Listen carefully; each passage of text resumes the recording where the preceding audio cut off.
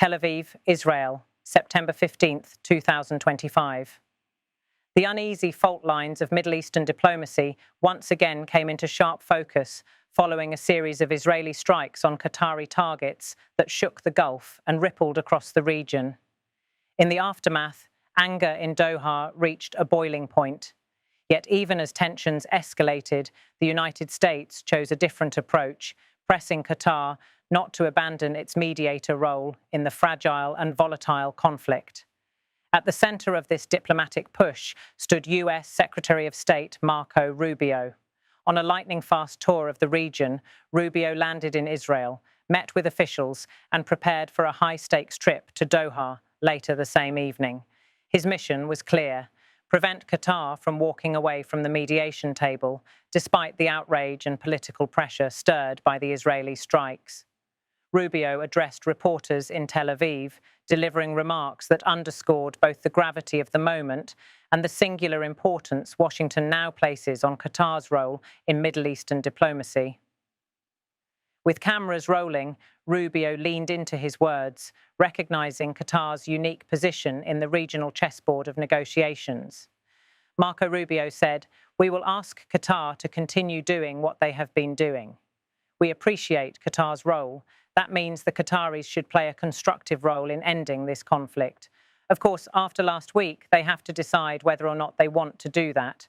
But we want to make it clear to them that Qatar is the only country in the world that can help end this conflict through negotiations. There is only Qatar. We appreciate that. If there is another opportunity, we will encourage them."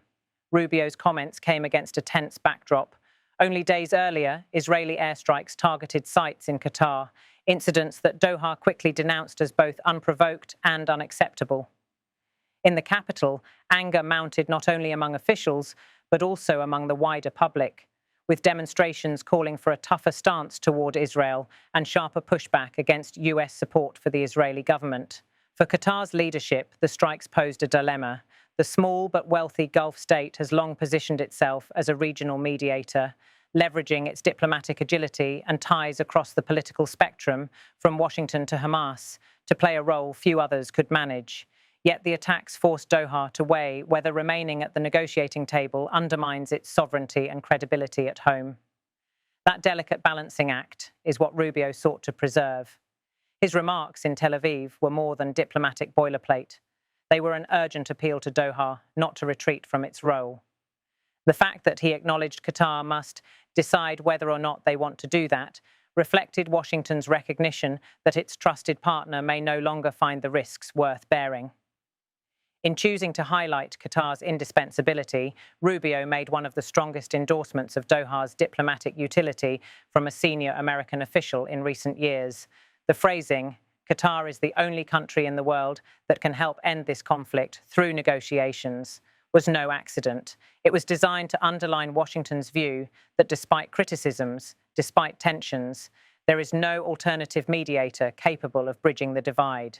For years, Qatar has maintained open channels with actors others refuse to engage, from Hamas in Gaza to elements of the Taliban before their return to power in Afghanistan.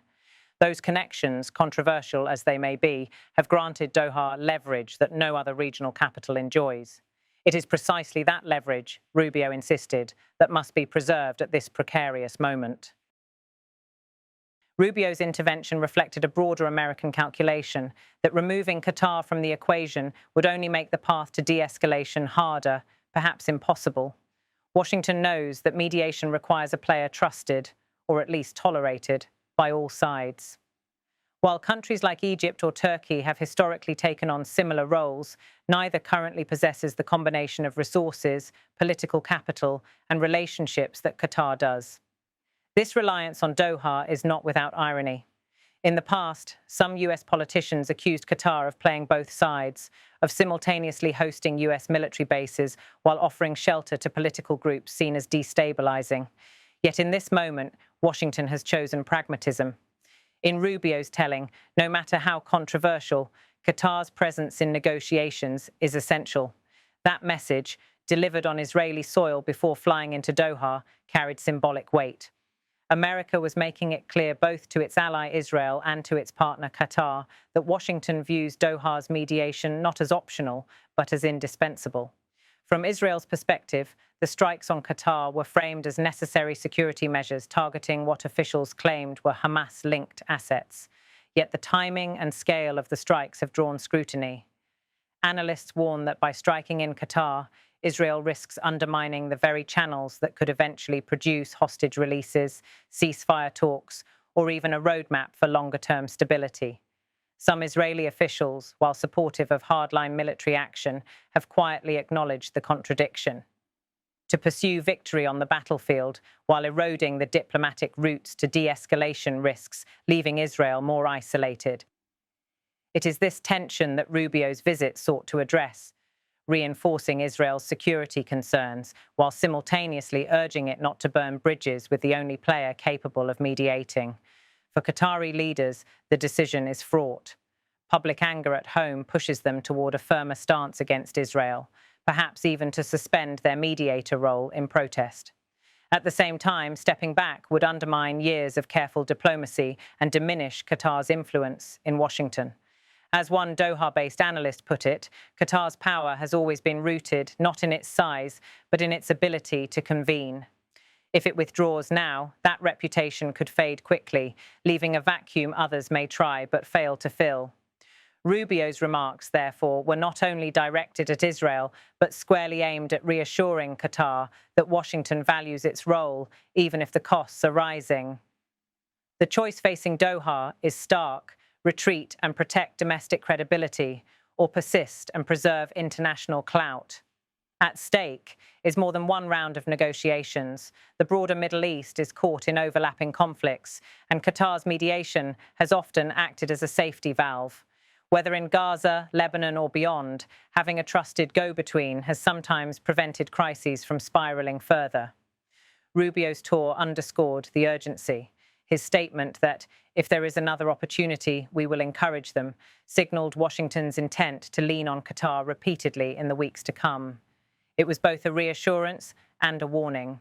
Reassurance that America sees Qatar's value, warning that the responsibility will not fade. Reactions across the Arab world to the strikes and Rubio's comments were mixed. In some capitals, there was frustration that the United States continues to give Israel political cover. In others, there was relief that Washington at least recognizes the importance of keeping Qatar engaged. The Doha summit of Arab and Islamic leaders, set to convene in the coming days, will serve as a litmus test. Will Qatar bow to regional pressure and pull back from mediation? Or will it double down, strengthened by Washington's overt public support? Rubio's words will likely echo in those closed-door meetings as officials debate their next steps. As Rubio boarded his plane bound for Doha, the stakes of his mission were evident. The coming hours would test whether Washington's diplomatic gamble, praising Qatar while Israel intensified its campaign, could succeed. In Doha, leaders will have to decide: does the anger of the street outweigh the demands of geopolitics? Or can Qatar once again position itself as the indispensable broker in a region desperate for mediation? What is certain is that Washington has staked its hopes on the latter. The US Secretary of State's message was unambiguous. Doha's role cannot be replaced. And as Rubio made clear, in his own words, Qatar is the only country in the world that can help end this conflict through negotiations. There is only Qatar. We appreciate that.